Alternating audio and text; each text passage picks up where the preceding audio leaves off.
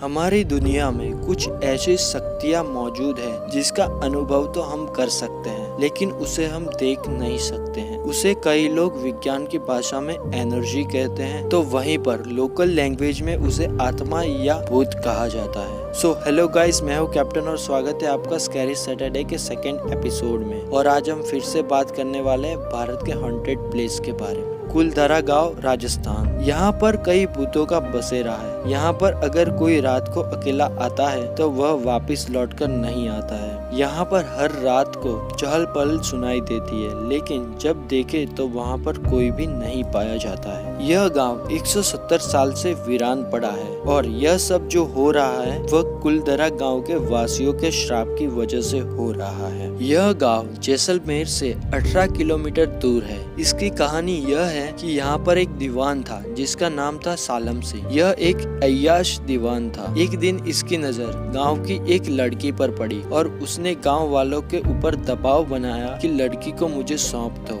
और फिर कुछ दिनों बाद उसने कहा कि पूर्णमासी तक लड़की मुझे सौंप दो, वरना मैं गांव पे हमला कर दूंगा। ये सुनने के बाद गांव वालों ने चर्चा की और लड़की न देकर पूरा गांव रातों रात खाली करने का फैसला किया। फिर गांव वाले उस गांव को छोड़कर चले गए और जाते जाते वह गांव को श्राप दे गए कि यहाँ पर कोई भी बस नहीं पाएगा। यहाँ पर कई फॉरेन के पैरानॉर्मल एक्टिविटर्स आए। उनके एक टीम मेंबर ने बताया कि जब हम यहाँ पर थे तो कई बार मुझे लगा कि कोई मेरे कंधे पर हाथ रखे हुए है और पीछे देखा तो कोई नहीं था। और जब वे वापस जा रहे थे तो उनकी गाड़ी के कांच पर बच्चों के हाथ के निशान थे। यहाँ पर दिन में तो कई लोग घूमने आते हैं, लेकिन जो रात को आता है वह आज भी लौटकर नहीं आता। मुकेश मिल्स, यह जगह मुंबई के कोलाबा में मौजूद है। यहाँ पर पहले कई वर्कर्स काम किया करते थे, लेकिन फिर किसी वजह से इसमें आग लग गई और ये मिल बंद हो गई। लेकिन फिर ये फिल्म और सीरियल की शूटिंग के लिए इस्तेमाल होने लगा, जिसमें हम फिल्म का गाना और वांटेड का फाइट सीन शामिल है।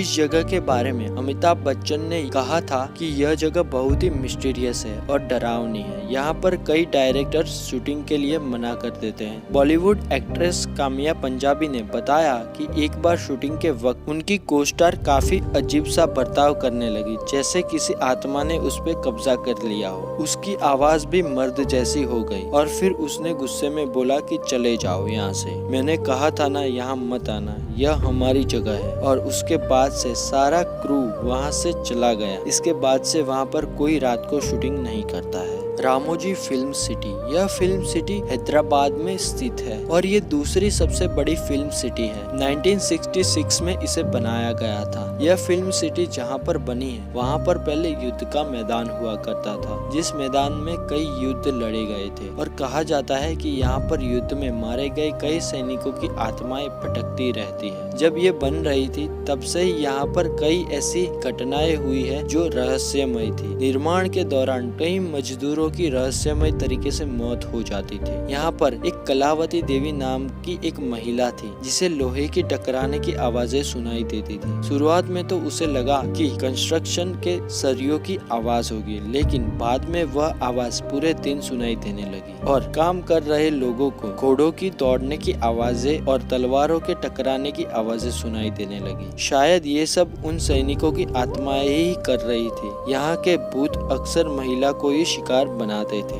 यहाँ अक्सर फिल्म सिटी के बाथरूम में दरवाजे अपने आप बंद हो जाते थे और रिकॉर्डिंग भी कभी कभी रहस्यमय तरीके से बंद हो जाती थी। एक एक्ट्रेस ने बताया कि वहाँ पर वह बाथरूम में नहा रही थी, लेकिन फिर अचानक उसके कपड़े गायब हो गए। बाथरूम में अंदर कोई भी नहीं आ सकता था, वह अंदर से लॉक था।